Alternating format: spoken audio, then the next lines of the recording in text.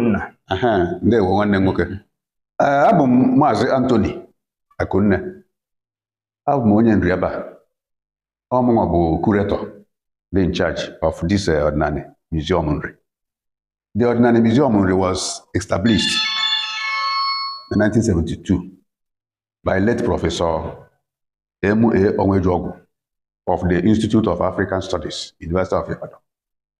Late Professor Onwejuogu was sent to Nri to conduct research by late Professor Kenneth Dike, the first indigenous Vice Chancellor of the University of Ibadan. He sent Onwejuogu to come to Nri to conduct research on Igbo culture and civilization. And the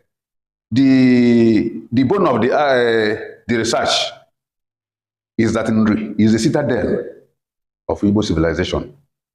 On Nri, we see Igbo. Nri na-akpụ alụ. Afia niile efe ọdịnala Igbo ndụ Nri ji egwubie n'oge gboo. Okwu arụsị niile. So onwe ka ibe si fiawa arụ achọwa eze Nri.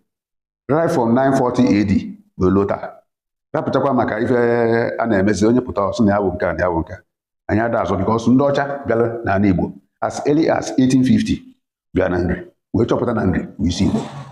So na museum anyị batara wee baa stọl ife ndị Igbo ji wee bi ndụ n'oge gboo.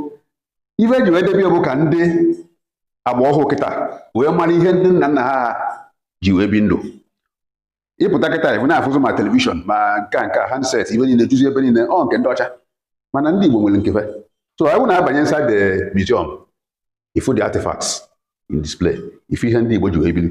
Some of the artifacts dị ebe a more than 200 years. And I now preserve here by the application of chemicals. Go egali decay ma ọ bụ rust no. Ekene gị. Nna m asị ka nkenekwa gị. N'ihi na ya bụ ihe dịrị m ọnụ. Ọdịnala museum nke dị na Nri. Igbo bụ Igbo, ụnụ afụ ka o si wee gbachapụ gbalụ.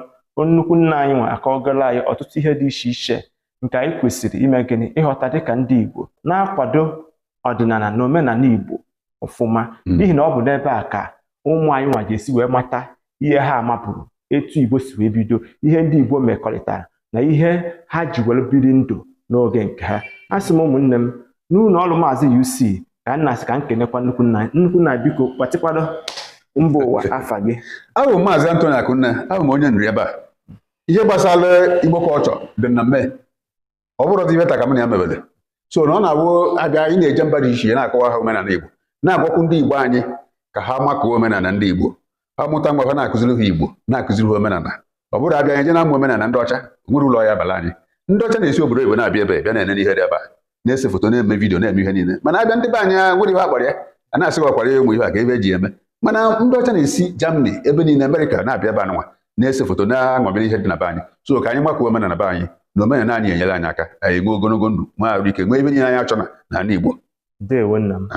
Igbo bụ Igbo ụnụ afụgo na ozocha gbacha asị m nke onye chi na zere ma nze zerekwa ibe gị ụmụnna ya sị m emesịa.